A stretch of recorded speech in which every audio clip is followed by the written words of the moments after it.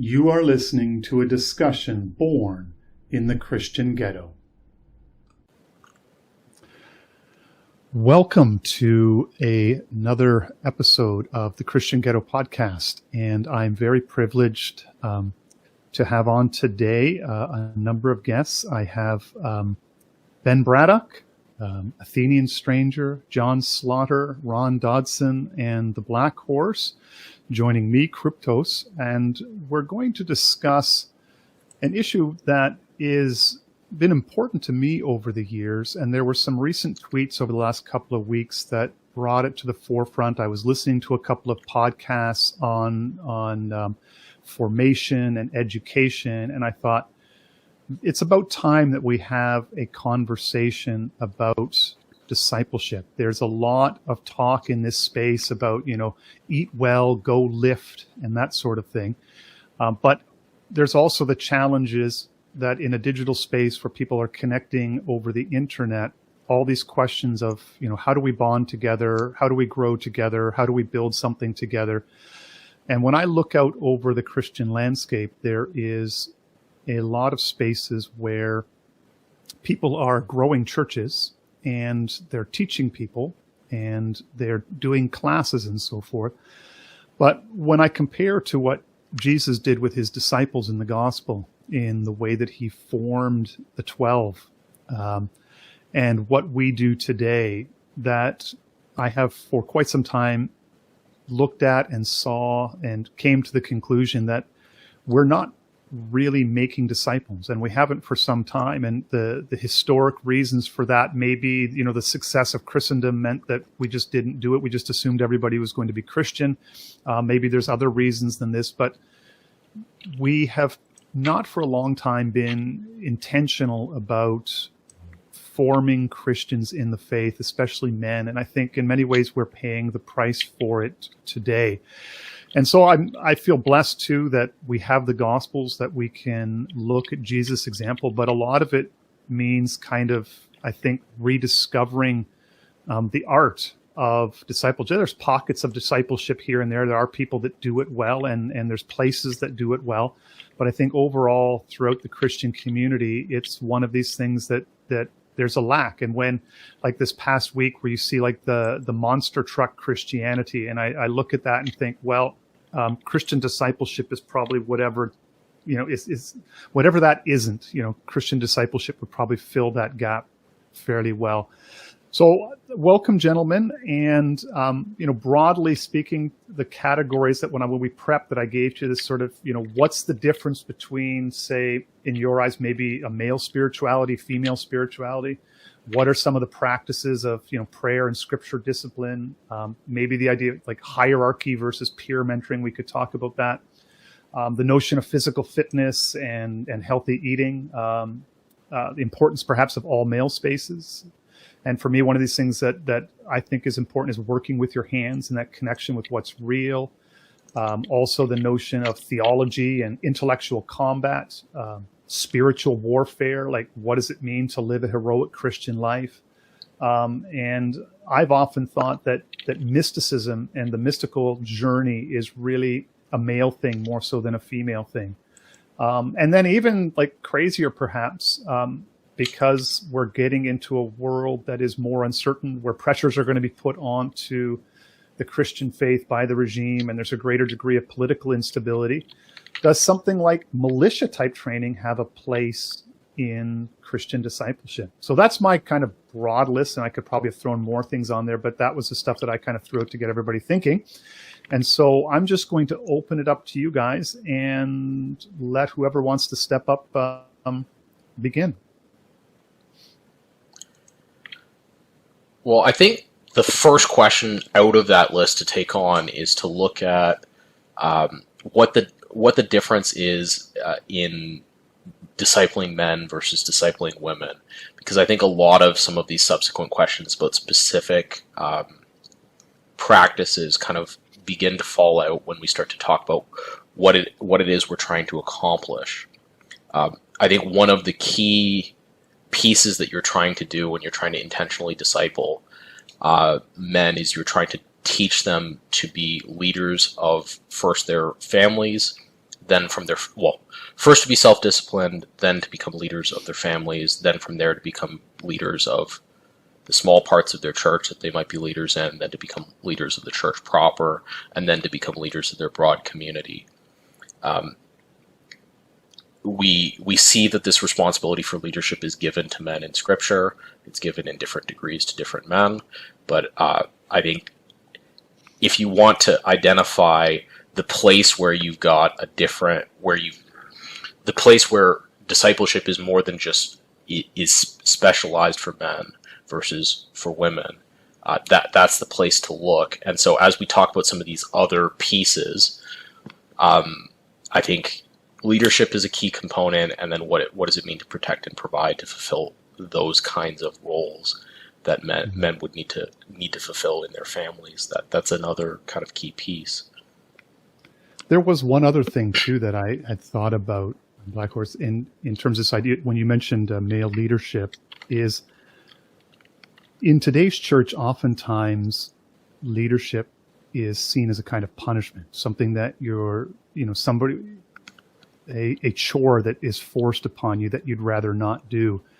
And when I was listening to on Burden's show, when Athenian and Bagby were talking together, there was this notion that leadership and ascending should be seen as something that is aspirational, that men should want to aspire to greater things. And among those greater things is to lead in the Christian community. And so I guess that's part of the question is there something that we can do to make Christian leadership aspirational in a good way, and not so much in the sense aspiring just to a grift or something, but real true leadership as something as aspirational and not merely as a chore, especially in the local church context, which that often, you're struggling and fighting to get men to fill leadership roles.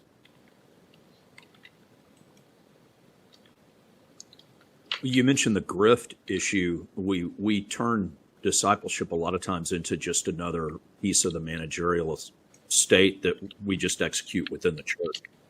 It becomes incredibly programmatic and assembly line, and then it's very difficult in that to see the differences between male and female spirituality because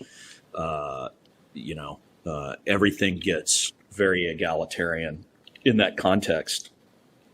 And I think the struggle, at least I'm in Dallas, and even down here in the quote unquote Bible Belt, it is a hurdle to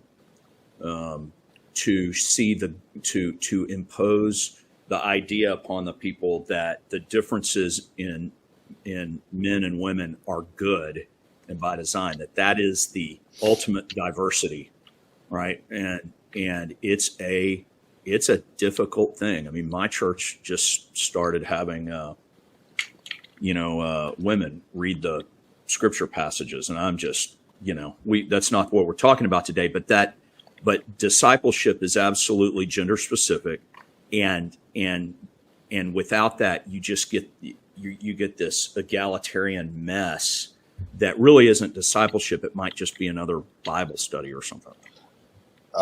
Tagging off of that, I think that it comes about best, at least in my experience, when these form kind of organically within churches, when you'll have just men who have a natural tendency towards leadership. But it really happens in a very informal friend, family association kind of thing. But it is understood that, you don't form cliques within the church. We're a small church, so and the church I grew up in was also a small church. So we had like kind of the benefits of that. It wasn't like large enough. And I go to some of these mega churches, and it's like people will never know each other within the church because it's such a mass amount of people. But and in those, and unfortunately, that's the kind of evangelical church that most people have exposure to just by sheer number in America today, and it's so programmatic. And the thing that gets me is like it's very much. You have this professional staff that is talking down to people.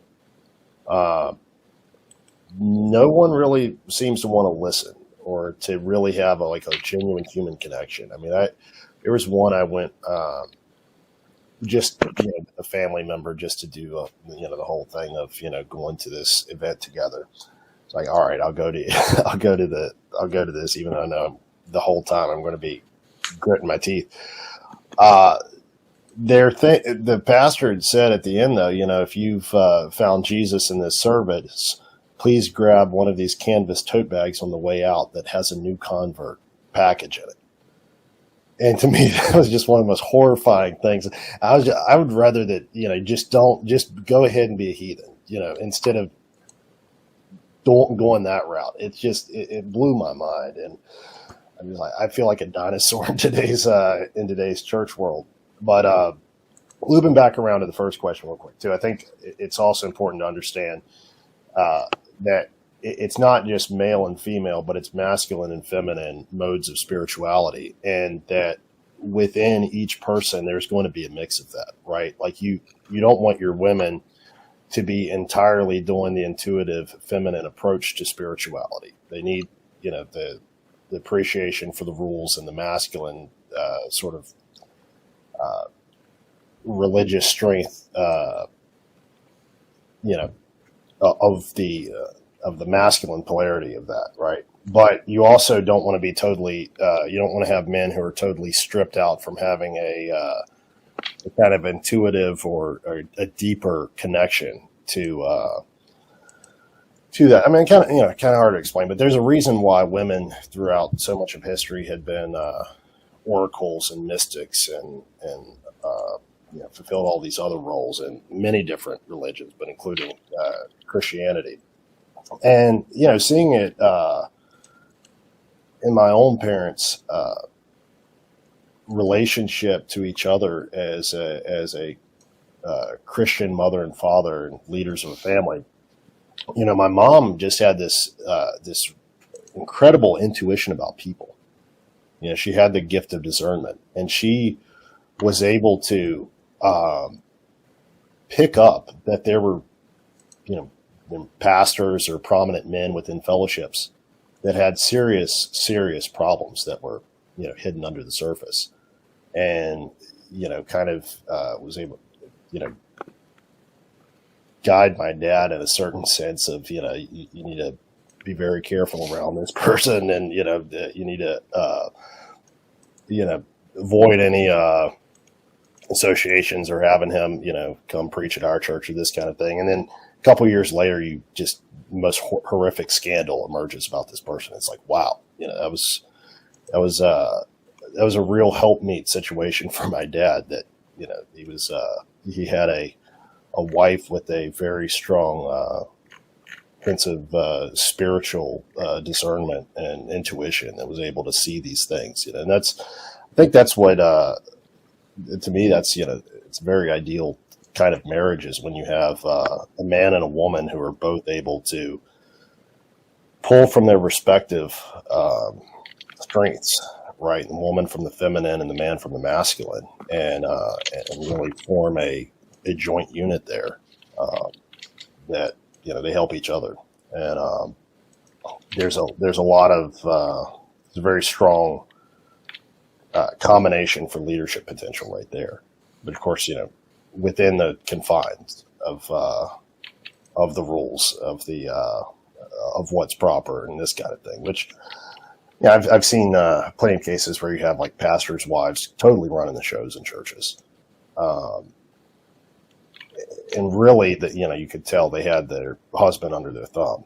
But in a lot of other cases where you have a pastor's wife who was not seeking the limelight, not seeking this or that, but really was there to be a partner in the ministry, to support her husband. That is a beautiful thing. And, I think in today's church world, you just see so much tendency towards the former, though, right? This kind of need to be on the stage, need to have like the doctor title in front of whatever her name is, and all this sort of stuff. So, girl boss. Yeah. I mean, it has seeped into the church. I saw a clip the other day. I don't know why the algorithm decides to torture me with these heresies. But it was this woman talking about how, she come to realize later that God sent her divorce to ultimately prosper her.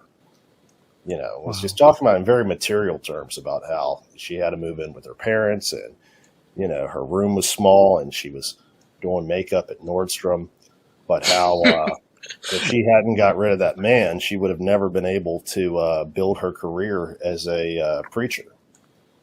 Wow. And, in these very blatant terms of like, she was not really hiding the fact that she was a motivational speaker masquerading as a minister, and that this was bringing her a lot of money. Yeah, could I piggyback off that? Because I honestly, I see this issue of the role of the genders as being, I don't want to say everything, but it is so absolutely important, because that's especially where I see, for instance, the youth critiquing the Christian faith like entirely, is they see it as just a kind of road to effeminacy. And I mean, unless and until we can find a way to fix that, it's difficult for me to see many ways forward that are going to be productive, because it's exactly as you guys have mentioned already, this tendency towards the egalitarianism. And we face everything going, like, trying to establish the role, the manly role of things. And I think a phrase that Ben used right there that is so incredibly helpful is, just think of all the beautiful things that come from when men are men and women are women, instead of trying to level the playing field, right? I mean, these traditional roles have sustained us as a people for so long, and so many beautiful things have come from that. And I don't see, when I see, for instance, like what you guys had mentioned, sort of the girl boss phenomena, or exactly like what Ben was saying. I mean, I see that all the time, where it's the women who are, in many ways, it seems like they've just appropriated Christianity to become these kinds of motivational speakers. And that is just, you can't describe that with the word beautiful. I mean, there's plenty of words to describe it, but you cannot describe that with beautiful. And certainly not within, I don't believe in any way, the confines of the Christian faith. And so that was also what really piqued my interest with the list that Kruptos had mentioned in discussing this particular episode with us about the men's spaces and the women's spaces and stuff, because I think it's all part of that larger puzzle right there. And I mean, as far as leadership goes, men have to be men. I mean, in the Christian faith, because to right the ship at this point of the way in which people see Christian men as effeminate. I mean, look, I know I'm speaking to the choir right here that, we know that that's not true. However, if you look at the larger tendency of things, you can't help but say, there's something to it, and it's frightening. So. Well, I think a huge part of this is the church model that kind of dominates, particularly in the United States, right? So if you look at this typical situation you see in the United States with a very professional ministerial class and not much to the church besides what goes on Sunday, and maybe like people meeting for coffee as like a Bible study once a week. If you looked at that as a 25-year-old man and said, what does my success look like in this community? What does it look like for me when I'm 35 or 40 to have succeeded in this community? You just look at that and you don't see everything about yourself that looks like success at 25 is not expressed in that community. There's no logical place for it. And so I think a big challenge in discipleship of young men is trying to create spaces for them to become successful, high-status men that have a natural place in that church community.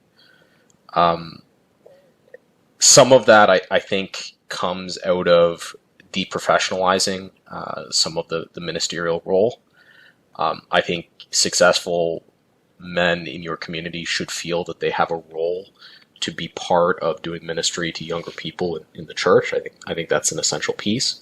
But part of it comes from expanding the church community from kind of a community that meets together to, sing and be taught, to a community that does the rest of life together, where you'll find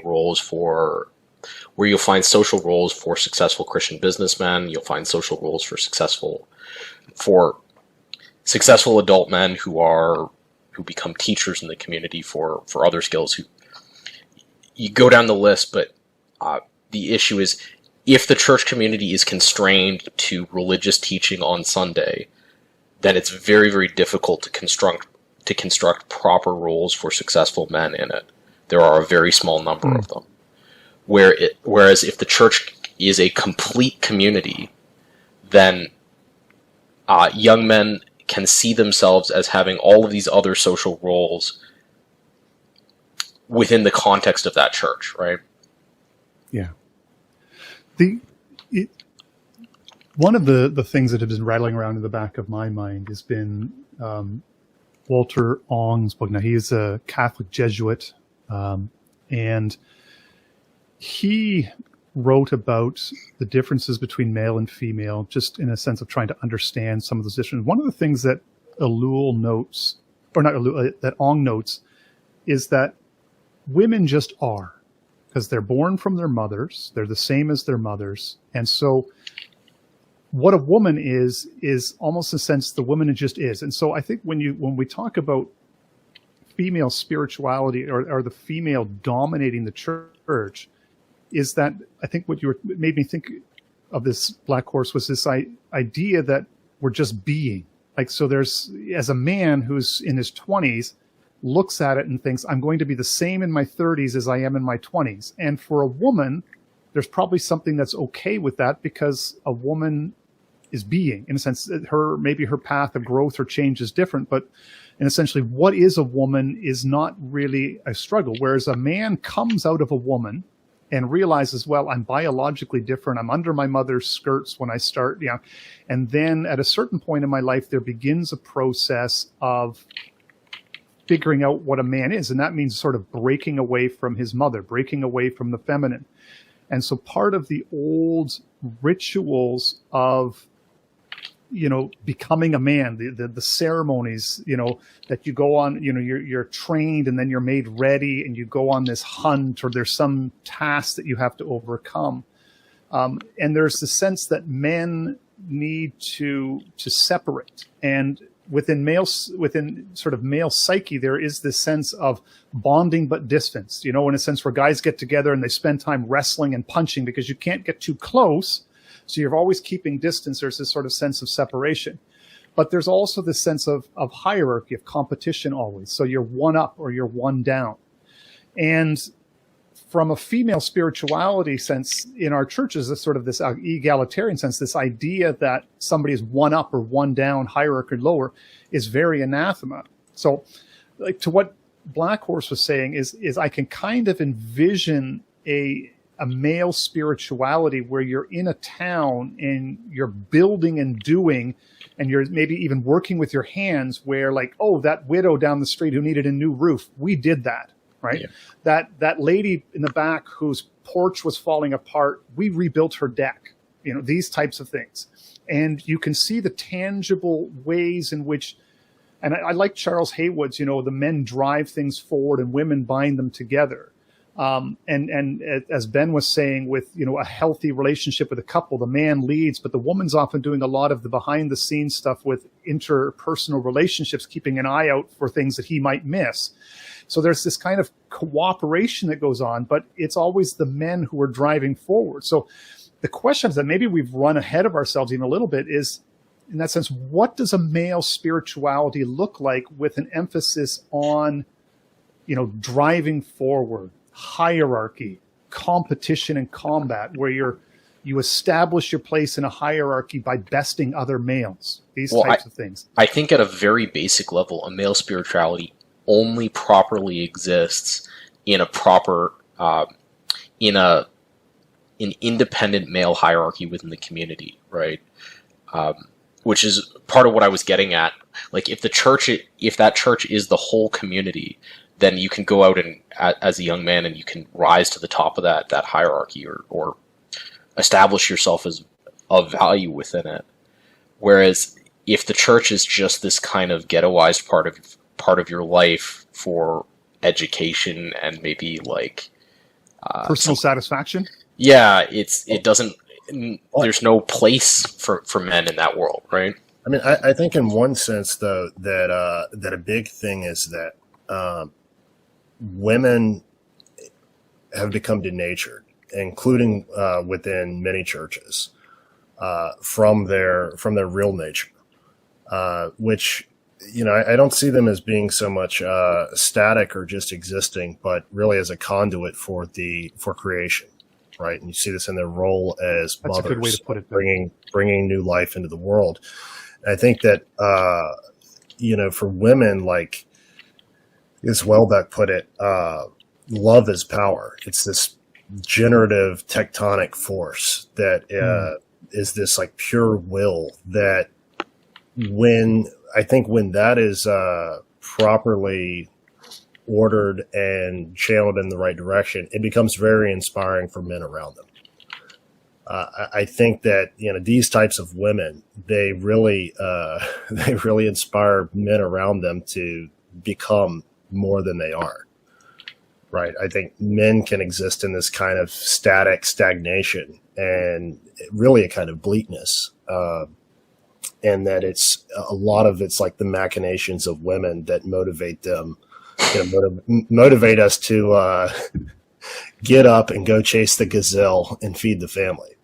Yeah. Right. So there's a certain back and forth that you can't really, I don't think you can really fully divorce the one from the other in terms of going about fixing the problem. I think if you can try to fix the men, and a lot of that has been happening, and there's been I think actually pretty big shift of young men to the church, to spirituality, this sort of thing. But I think as long as it's an uphill battle, as long as there's like this massive cohort of women that are not really in the culture, like they don't really feel like they can just be women like women have been throughout most of history. There is this kind of pressure for them to conform to the dominant model, right? I mean, I've known a lot of girls who they had no real interest in college and career. Like they just wanted to, maybe graduate high school, date and marry pretty quickly, and set about to building a home and a family. But their parents had, very often the mother too, would have bigger ambitions for them and would push them. And there were a lot of girls I remember in college who were just deathly unhappy with what they were doing, and as a consequence, I engaged in a lot of the negative social behaviors that have been a hallmark of all of this. But I think that on the aggregate level, women have been failed in a massive way. Girls have, by just not being shown proper leadership and instead being channeled into careers and feminism and all these sort of things that they found themselves in. So it's kind of like you gotta juggle, right? You got to be doing something on one side to be fixing this problem, so that you can have at least women who are going to inspire the men to become something more than what they are. Well, it makes me think too of Peter Laslitt's The Land That We Lost, this idea that back prior to industrialization, a woman's role was very different as well, too, because society was organized into what he called households. And so the woman in the household was, she was, mother, matriarch. She gave birth to children and raised them, but she was also part of an enterprise. So she was in many ways, the behind the scenes person doing and managing a lot of the stuff that made either the farm or the shop or the small business run and hum. And so there was a whole range of activities from education to even like nursing and, curing the sick to taking care of certain aspects of the business behind the scenes. So I wonder if part of the thing this is of what I mean by men, recovering the whole community, right? Because that's right. That model means that the entire business of the entire productive enterprise is contained within the community. In a lot of the cases in the pre-industrial world, it's contained within the single family or the extended family group.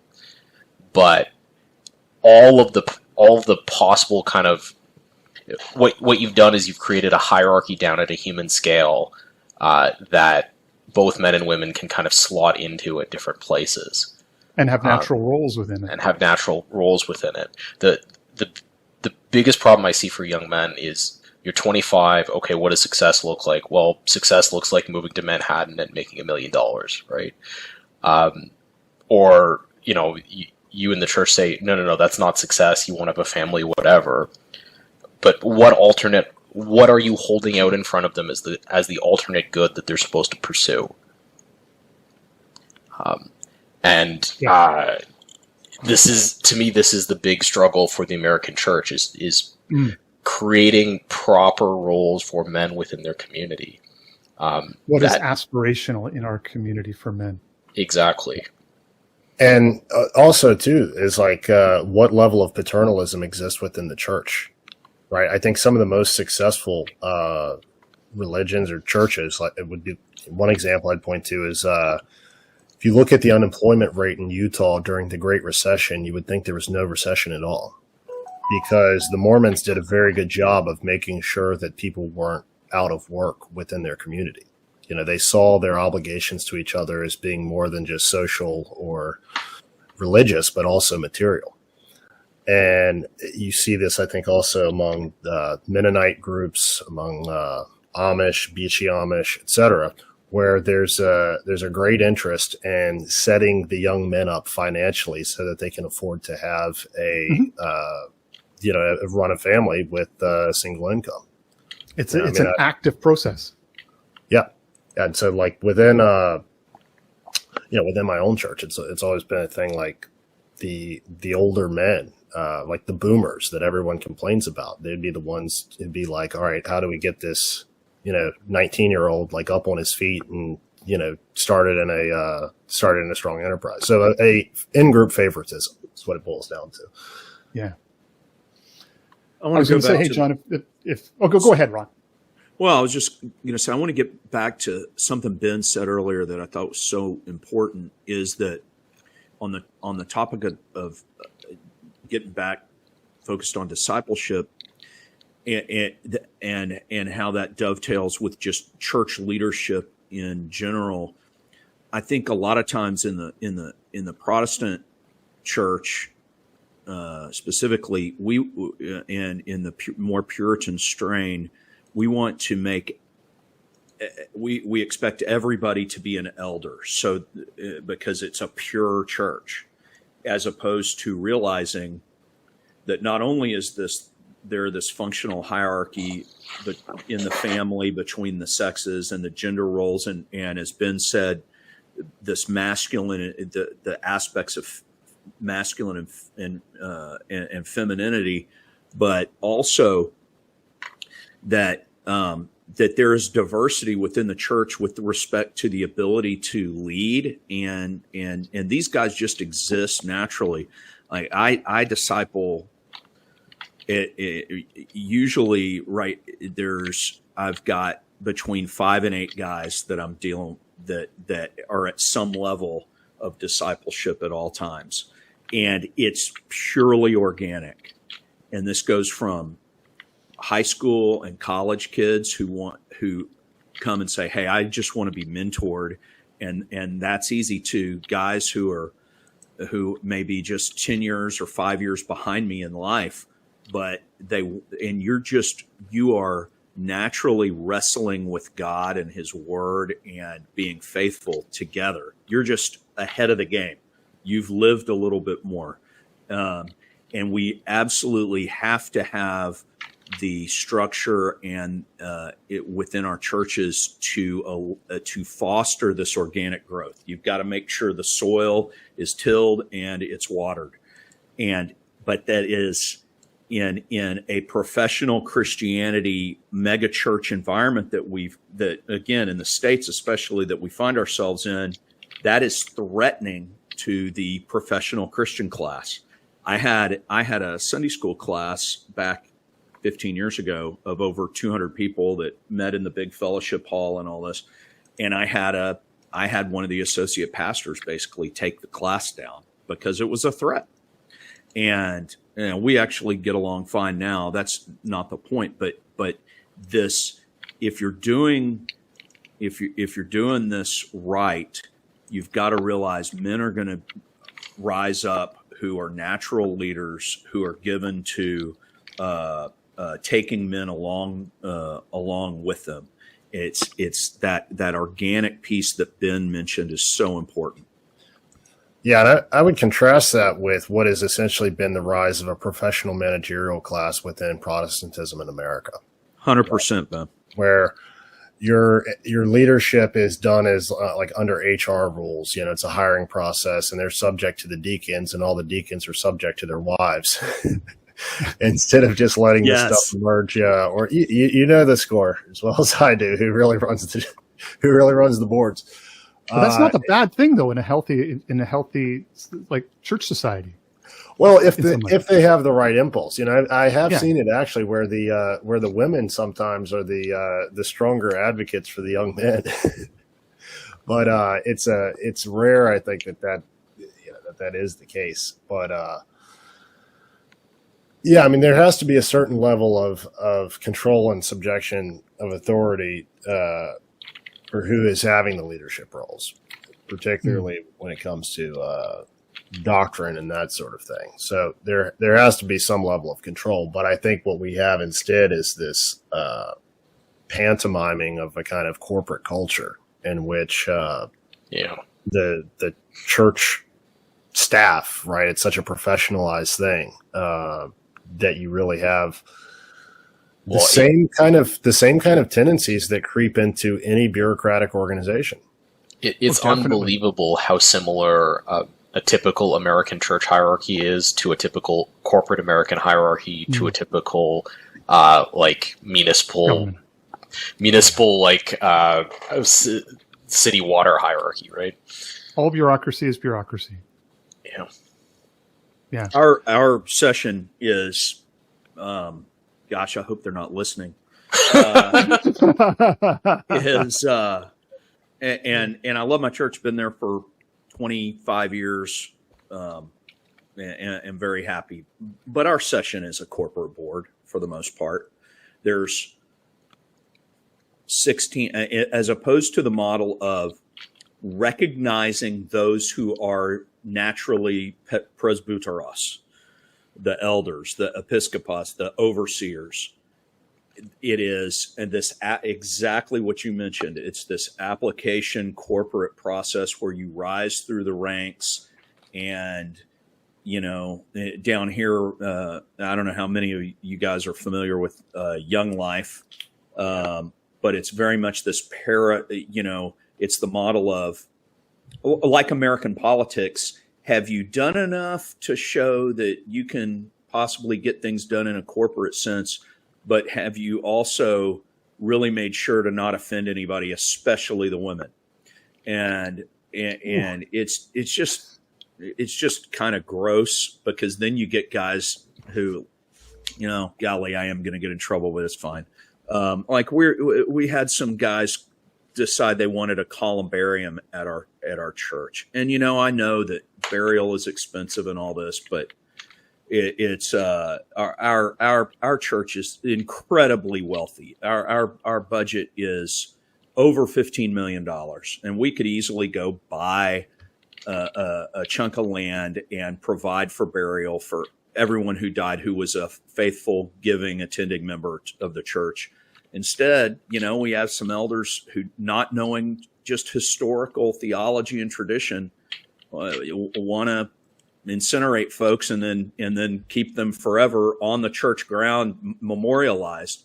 And so you get this. And why? And forget the theological arguments on one side or the other. The reason that happened is that they saw a demand, and here's a product we can have to fulfill that demand. It was completely managerial, completely corporate.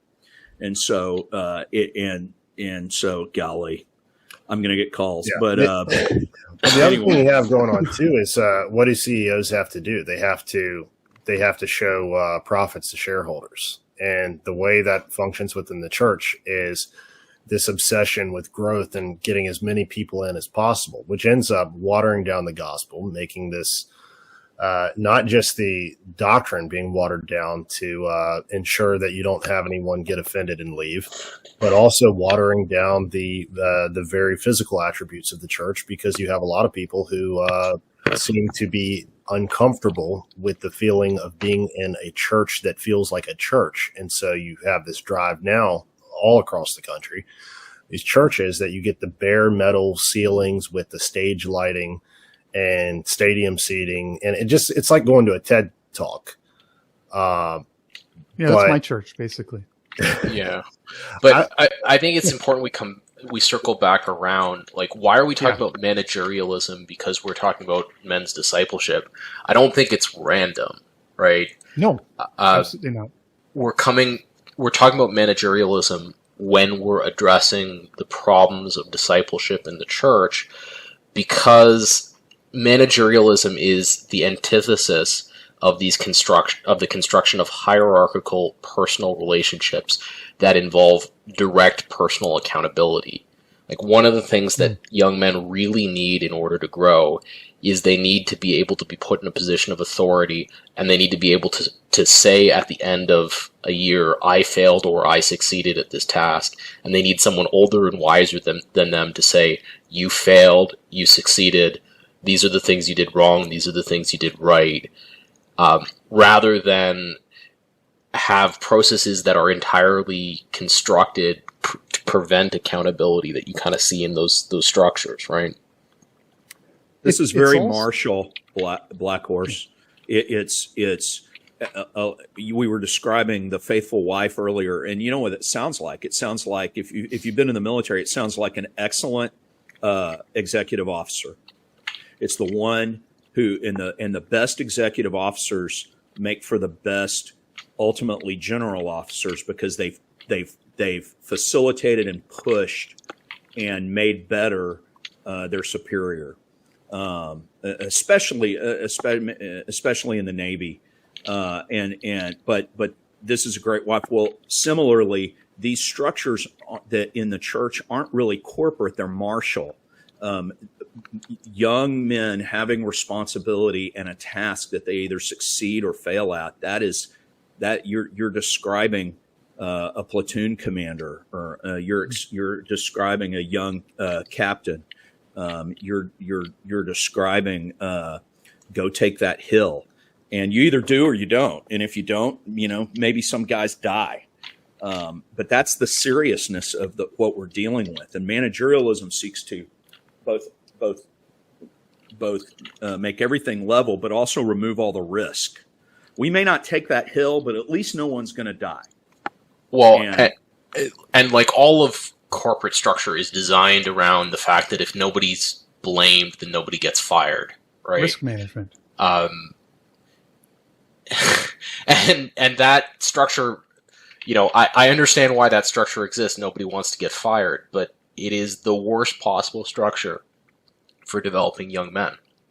It's why I think that all young men should go and if they're not going to be in the military, they should start a business and deal with the realities of what it's like to have a business of less than 10 people, because it's one of the only places in our society that kind of direct personal accountability exists. Mm-hmm. Well, you run a payroll. Yeah. That's some responsibility. Well, or you have personal clients that you're the one-man show. I got, like, mine is a business where it's me. And that's the nice thing, that, like, we have a household here. My wife does a lot of the back end stuff, the mailings, the nuts and bolts, to allow me to just do my work. Right. And I have clients that I service, and I'm responsible to them. And if I fail, I get fired, which doesn't happen, but because I don't. But it's one of those things, I think, we're getting, I think, closer and bearing down on some of the nuts and bolts of this idea of male spirituality, because so egalitarianism is a thing that crushes men. So if you're going to create strong men, you have to not be afraid of men succeeding and standing out. But that also means, this is why I wrote my most recent piece, is that men have to also not be afraid to embrace the burden of being better. Because as soon as you stand out and say, I'm going to pursue God, I'm going to engage in a disciplined prayer life, a disciplined life of scripture reading, a disciplined moral life, I'm going to take care of my body, I'm going to serve in the church, and I'm going to do this intentionally, others will try to pull you down. Because if you stand out, you place a moral obligation on them. Well, if he's doing it, now it places an obligation on me to do it. And so there's this sense of men have to, giving men the courage to be better. And I think it begins with us, to say, well, okay, then I'm going to be better in the community. I'm going to be willing to stand out, so that others feel the courage to stand, like, hey, it's okay to stand out and to lead. And that you're not necessarily going to get punished for it. Or if you do, you can stand up against it.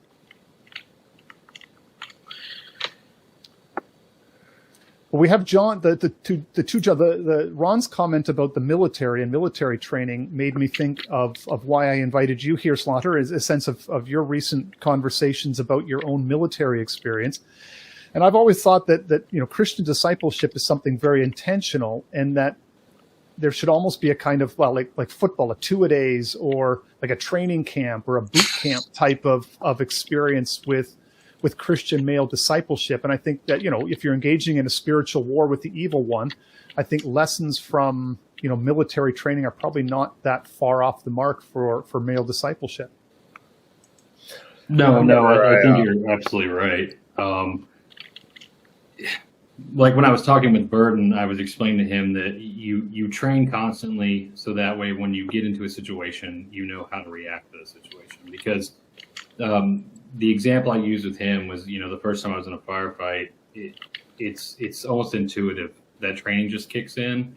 And I think the key is that to start that young. I grew up in a Southern Baptist environment, and none of the men in my family were spiritual. It was always the women, right? Or I wouldn't say spiritual. They were involved in the church. So I didn't grow up in an environment that I ever saw any examples of masculine spirituality whatsoever. So when I went through, when I was in my 20s, I kind of just left Christianity completely. And it wasn't until I got older that I came back to it. And I have 2 sons now. And what I've made a point to do is to have a regimen of praying with them every night before they go to bed, making them pray, before we have meals. We do scripture readings. We go to church. Obviously being, Catholic, First Communion, stuff like that was a big deal. But I think, when we talk about discipleship, my personal opinion is that we kind of have to start from the ground up, because what I've noticed is the masculine type of men that are leaders don't want to go into church in the first place, because there's nothing that draws them to the church. And I was like that. I wrestled in high school. I joined the Marine Corps. And when I looked at church, we used to always joke that all the music directors were gay, right? Because that was the experience I had. So there was nothing there for me. And as I got older, I kind of came to it on my own, and I realized that I've had individuals in my life that are not Christian that have come to me interested in Christianity just from talking with me. And I realize, I think sometimes it's more important to, like you were saying, to build yourself up to become this type of man that other men want to be, and they'll naturally follow you. And then you can kind of lead those young men into the church, because I think you need those young men in the church in the first place to even start changing things, if that makes sense. It does. Yeah, let me really second what John just said right there. I think that's the key. You've got to give these people something to want to aspire to in your own person, and then when they see, I mean, this is sort of what I mentioned in the group chat the other day. I mean, once they see that whatever it is about yourself that's excellent, that they want for themselves, then they find out about, how principled you are in your faith, and that's going to get them think. That's going to open them up to the possibility that the church might have something for them, because they're not going to find that walking into any given church on their own or something like that. So I'm really big on my end of things, at least, with emphasizing the role of imitation, right? You never know who's watching you. And so you conduct yourself in a way that gives other people something to sort of have to stop and think about and say, okay, whatever he's doing at a fundamental level, I should probably incorporate it in my life. So be the kind of person that somebody else would want to emulate. I also think one of the ways to start as a church for this kind of thing is to start really pushing men at their responsibilities in their family. So if you were to take a survey in your churches, how many men are leading their family into worship on a daily basis, are making sure that their children are taught scripture on a daily basis, are making sure that they're setting that example for spiritual discipline within their own family. And one of the first things that you can do to promote discipleship within the church is hold men to account for the condition of the thing that they're responsible for.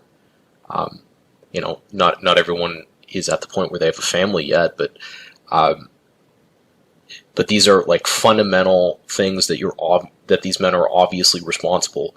Start acting like they're responsible for them and start evaluating them on how they're handling that responsibility. As an older man in the church, start saying, young man, your young children really seem to know scripture really well. You must be doing a great job at home. And encouraging them in a way that builds up their responsibility for the thing that is given to them. Yeah, rather than guilt or shaming them into, noticing what they're doing and just giving them the attaboy. A couple of good examples I had growing up was with youth camps. One was actually when we lived out in California. It was a rodeo youth camp up near Redding. That was a great experience because it blended the discipleship with learning roping and all this cool stuff. That was great. And then there was another one back east, a youth camp up in the mountains where one of the brothers from one of the churches that was part of it was a retired drill instructor. So he had us running up a mountain doing the it was looking like this La Sierra High School fitness program there for a while. And then, that was the morning thing. We go into service. Then during the afternoon, play sports and stuff after church then. And then big, powerful night services. And, that was very cool to see, but, thinking back in retrospect, that took a lot of time and effort and organization for the people to put this on. So I think part of it too is just, having the people to step out and really shoulder the burden of, putting together, it's a lot programming wise to put something like this together. And I think that, it's like, how do we resist entropy? We see it not just in the church, but in all parts of society, a decline in civic participation, right? You have VFW chapters that are shutting down because the more recent generations of veterans just don't seem to have as much interest in being in a veterans group as as they did in the days after World War I, World War II, and Vietnam. So, how do we buck that? But then also, like, how do we identify like what is causing this problem of like detachment from civic or public life in the country? It seems to be a pretty widespread phenomenon. I wonder too if some of that detachment is just a function of the dehumanizing nature of managerialism. It just doesn't inspire people to be involved. That it's just sort of a function of what we've created, that it's very hard to inspire people to become drones in the machine. And I think that gets back to some of what Black Horse is talking about of, can we create an alternate reality that we're inspired to build something within? I was thinking too about male spirituality and male spaces. Some of the most profound moments that I've had with other men were on canoe trips. And I remember one in particular where we had, I think there was 10 men and their sons, and some of the sons whose fathers couldn't come away, but after you had like a varying skills of canoeing with fathers and both sons together, getting the fathers and son in the same canoe where neither of them know how to do a canoe, to actually managing it deftly enough to get where they're going, but then over the course of like a week and a bit, sitting around campfires with no cell phones, nothing to do but basically fish, talk, and eat for a week, and just hanging around other men. I can remember one night very clearly where all the men were sitting around, and one of the guys just sort of blurted out, he said, "I don't know how you guys feel, but," he says, "I've always felt like a fraud as a father." And this was a guy who, like, everybody loves. You see, everybody looks at him like he's a great father. His kids are good kids. You know what I mean? And you're like, and then all of a sudden you're like, the whole group, everyone is like, "Oh, I didn't realize that, I thought I was the only one."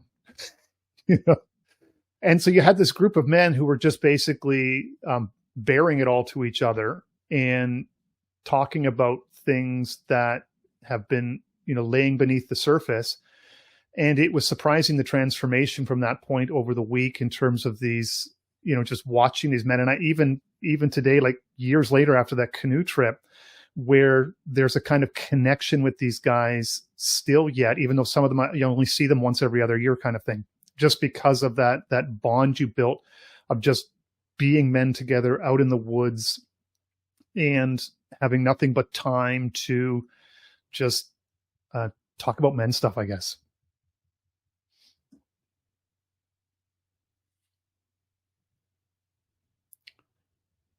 Did I lose everybody?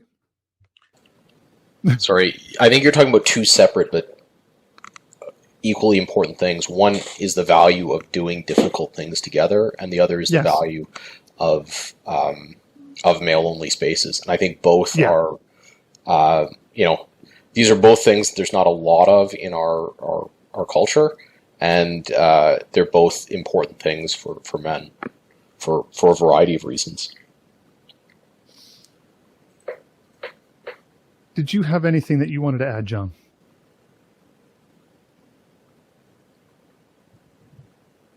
In regards to the male-only spaces, I think they're extremely important because it's one of the few places men feel comfortable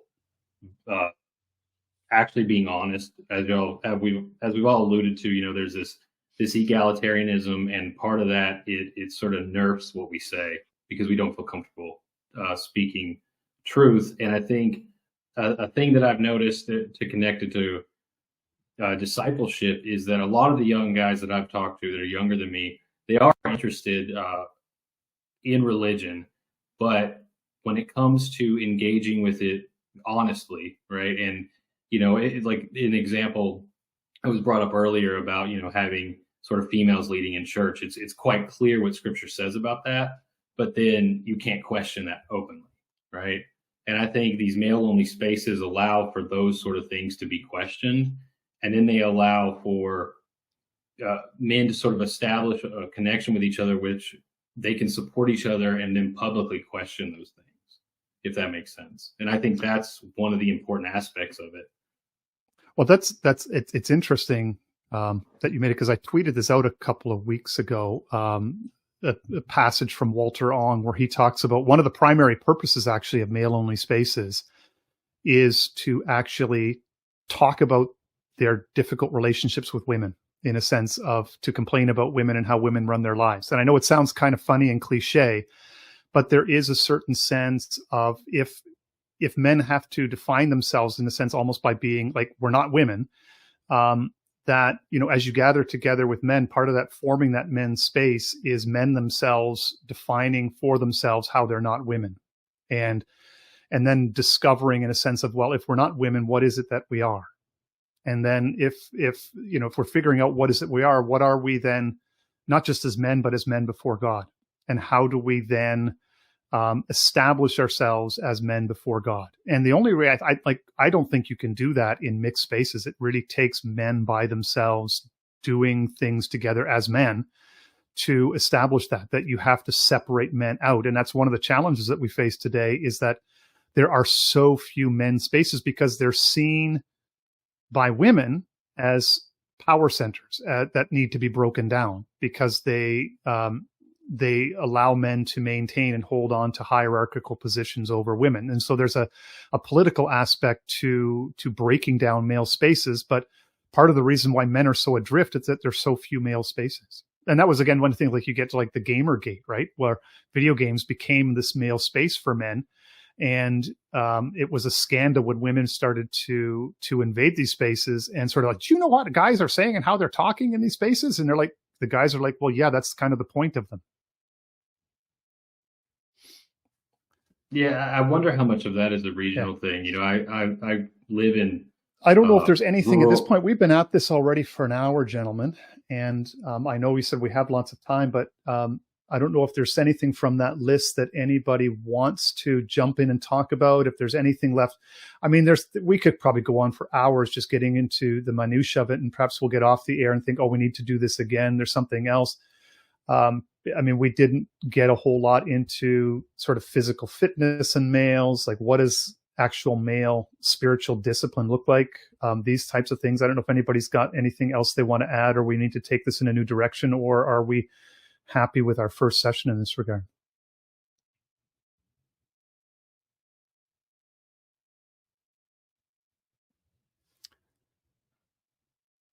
Is my mic on? We hear you. We're just. Or are people here? Is something Deep in thought, Kryptos. I think the physical fitness thing is almost a separate. It's part of discipleship, but it's the way the culture has gone in North America is so haywire with regards to your body as a temple and that whole theme in Scripture. Where instead now the culture is saying you can do whatever you want chemically, physically. It's so weirdly I don't know if it's hyper-Gnostic or what, but it's almost like, because I think the physical fitness thing, that's the one thing that stood out that we haven't really talked about, and I think it's important, but it's almost like this entire other thing that the church has to deal with, which is the importance of that while we aren't materialists, our bodies and matter matters, if that makes any sense. And that's you're turning around a battleship, especially, and it's where a lot of Christian women are honestly better than the men on some of this. Not in our circles, but if you go and look at my church, most of the women are pretty fit, and the men are not. And it's very strange. Yeah, I was going to add that one of the things I've noticed the most, I don't know how much time you guys spend lifting and stuff like that, but this it's just been amazing the way that you talked about how women came into the spaces of the gamer guys. You should see the gyms. Oh my goodness, it's brutal. It's just amazing. And the thing is, I mean, it's like this perfect storm, because now, I made that joke about the women's leggings in the gyms in the chat the other day about like sloppy theology. It's like women's leggings at the gym. They can make anything look fit. It is so, I mean, you can't even begin to understand how hypersexualized it is. And not just that, it's become so fashionable for the women because of that, I mean, I'm sort of out here at ground zero of like fitness in America. And there are more women at any given time in the gyms than there are the guys. I mean, we're talking ratio numbers more, at least 3/4, maybe 2/3 or something like that, at least. And in most cases, they're in better shape than the guys, which is amazing to me, because they've done that. I think it's because of so much of the social media, right? I mean, all you have to do is be fit, open up an Instagram or a TikTok account and get a couple million followers, and then just turn it into a lifestyle and stuff. And women are far more successful about that because of the sexuality element there. But again, I mean, and that's just the tip of the iceberg. I mean, we could just run down the checklist of how it's just culminated in the fact that it's the fitness element. It's exactly like I think Ronald was saying. It's almost its own discussion. Well, I actually, it is funny. I actually think there's a huge. I actually think there's a huge issue here, because in particularly American culture, but Western culture more generally, fitness has gotten intimately associated with sexuality instead of intimately associated with competence, right? So if you think about the way that young men in male-only spaces think about somebody who's fit, they associate fitness, strength with competence to achieve difficult things.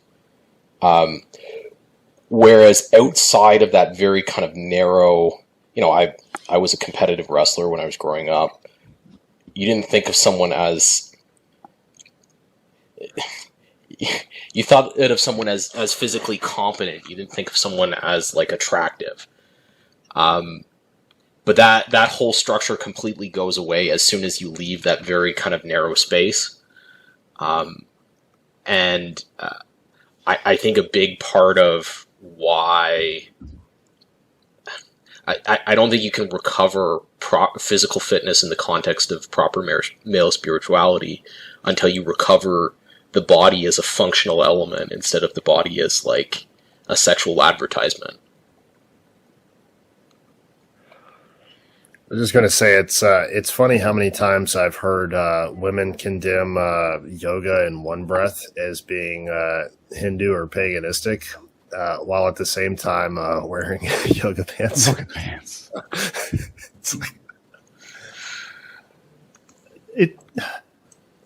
There is, though, too, that and this is the competition where I like to Black Horse point that there is an element in the fitness thing where it's being fit to be virile, to be sexually active. And, the point is to be buff to attract chicks. And that whole thing is part of that. It is seen as a vital, as living that sort of a disordered vitalism, you might say. And living embracing the fullness of life means being fit towards that type of pursuit, which I think there's that whole question of rightly ordered. I think one of the things that has been noodling around in the back of my mind is this word discipline, and that part of Christian spirituality is relearning sort of a focused discipline of being disciplined toward, not just discipline for the sake of being disciplined as an end in of itself, but discipline towards like a larger goal. And, you know, do we, as again, that thing of emulating, do we emulate as men the value of union with Christ? Is that something that we talk about? Is that something as a goal? Now, I've always been a bit of an odd guy. Like when I went to seminary, I got a first-rate education, like world class. People came to our seminary from all over the globe to have, you know, special years of study and so forth. But when I went to seminary, I, you know, naively had this thing in the back of my mind that it was going to be almost like going off to a monastery, and they were going to teach me how to pray and meet the Lord. And I was quickly, you know, disabused of that notion. Yeah.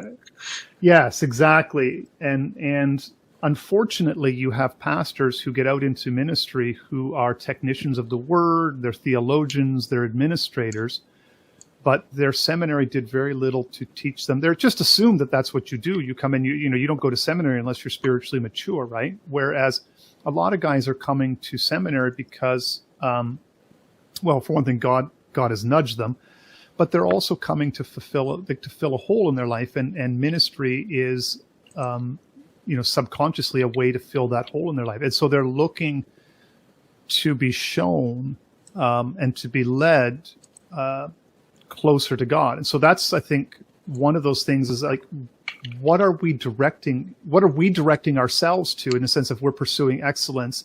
What are we disciplining our lives towards, so that others can see and know that it looks like we're actually achieving that we are, you know, we are getting closer to God. We are seeing God. We're embracing wisdom. I'm fit and disciplined. There's a whole layer of characteristics that look down that makes who we are aspirational. Like I can see Kryptos, and he looks to me like somebody who's found God. And that's, you know, does somebody else see that in me? And I think those are some of the deeper questions that we need to face, especially as older men, you know, because you look back and think, you know, I've made some mistakes. I've learned some stuff. I've had successes and failings as a father and so forth. You know, what do I have to offer? And also these things. But yet, you know, that's the beauty of the gospel, is it gives you always that opportunity to, you know, pick yourself up and start fresh, to say, okay, I've learned a few things in terms of, you know, the practicalities of life. I've made some failings, but am I ready to disciple somebody else? And if I'm not, what do I need to do to get to there? And that's maybe the first question we need to ask. What do I need to do to get myself into a position where I'm capable of discipling somebody else? What's the modern version of the camel's knees that James was known for, because he was praying all the time? You know, what you mentioned, you know, what is it that folks are going to see that manifests the life of a disciple? And that's a great question. And you know, as I get older, it's harder for me to answer sometimes, because I find myself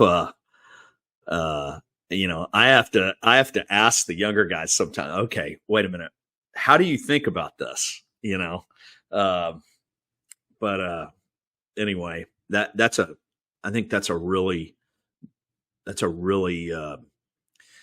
great thought to have in your mind, is what is it that marks you as not just one who goes to church, or not just one who's bowed the knee, but one who is actively pursuing discipleship, the discipleship of Christ? Great question. I was wondering, Harris, if you had anything to add to this. I know you've been listening thoughtfully there for some time. If you wanted to chime in and say something. Well, I kind of joined late, and I've never been part of one of these discussions, so I'm just sheepishly kind of in the background. And I think I might be the youngest one, although I don't see everyone's face. So if you're younger than 36, that might be the case. Yeah, so maybe, you know, someone's a year and a half older than me, than the next youngest person. But I'm just absorbing all this wisdom. And I did have one story I thought might intrigue you from my church, really. So I go to a church that's kind of MacArthurite, I guess you could say. And growing up, like in the 90s and early 2000s, the male spaces were like, you had two options. You had teaching, men's Bible study, that kind of thing. And then there were leisure activities like church picnics and potlucks and things, the men would always go play volleyball. It was a tradition, really. There was also male softball, but I remember the volleyball standing out. So I think it was like 11 or 12. The men always like regulated who was able to play. So it was a real competition, right? So you couldn't be a boy and compete with them. And of course, there's safety concerns there. Well, this one year around that time, there was a kid who was in his early teens that really wanted to play volleyball with the men. And he started crying about it, which, goes to show you how much of a man he was. He was whining about how they wouldn't let him play volleyball. Well, his mother comes out on the court and starts just berating the guy you could effectively say was the leader of organizing the volleyball. And he caved to it. And he let the kid come and play. He didn't have much to say to the mom. And all the men just kind of left. And then the kids started playing volleyball. Well, to this day, whenever there's an event and volleyball, the volleyball's brought out and there's a net and everything, the men do not play. And I saw it killed in one incident over a decade ago.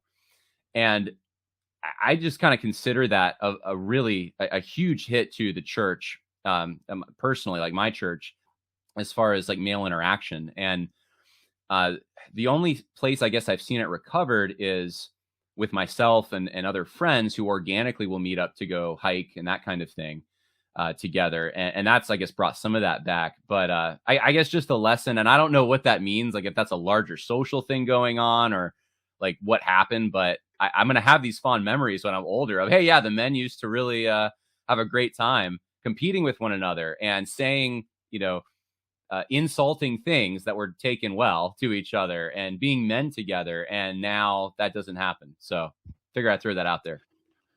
That is, that's not unheard of or uncommon. But it also says the value too of boys looking at the men playing. It goes back to sort of older tribal things where the men sit at the front, around the fire, and the boys sit in sort of behind or whatever, and the men tell stories and whatever, and then the boys just kind of listen. And they don't say anything, but they just listen and they watch. And eventually their turn comes. And so if the men are playing volleyball, the boys can watch on the side, but then when the men wrap it up, the boys will then come onto the court to imitate the men that they just saw play. And that's natural and good. And, having the courage to say that to a shrieking woman takes some courage, but, these are the types of things that men need to step up and do, and to say, no, this is a good thing that we're doing here. And your son will get a turn to play later, but this is our space right now. He can play later when we're done. And then that just boom, and just leave it at that. And I guess that's perhaps the other thing, is that men do have to have some courage to assert male only space. I have a similar story where young divorcee, canoe trip, she wanted to take the role of the now departed father and to join her son on this father-son canoe trip. And people thought, because it had been a very recent divorce. And so the male leadership acquiesced, and it was a disaster because it completely messed up the whole weekend. Nobody would talk differently around her. They all, there was no male space at all. And she meant well, but the next year when it came up, she tried to sign up, and one of the leaders had the courage to say, I know that what you're doing, we appreciate your desire to want to spend time with your son and to fill the role of your father, but you being here completely messes up the space, and he needs to be around all men, and we'll take care of him. You just go and enjoy, a few days by yourself. And she thankfully had the grace to not press it and acquiesce it. And it was phenomenal for this boy to be in this all male space, and was a real blessing for him over several years. So I think it's one of those things that we have to be willing to assert the value of maleness in our churches in a healthy way, and to say that it's good to be man. It's good to aspire to things that are excellent. It's good to have hierarchy. It's good for us to evidence excellence and not be afraid to stand out for it. And it's good to have male only spaces that aren't just, men's prayer breakfast that are other things, and this is fine. And it's good to say that, well, as much as you'd like to come and join us, young lady, I'm sorry, but this is something that we are men are doing. So it looks like we're pretty much ready to wrap up. I thank you all, Black Horse, Ben, Ron, Athenian, John, and John, for joining us. I'm sure that, once we're done here, we'll think of things we could or should have said. And I think that this is, again, one of these topics that now that we've broached it a little bit, I'm hoping that we'll come back and circle back to it another time and have some fresh things to add to what we've begun here. So again, thank you, gentlemen, and have a great day.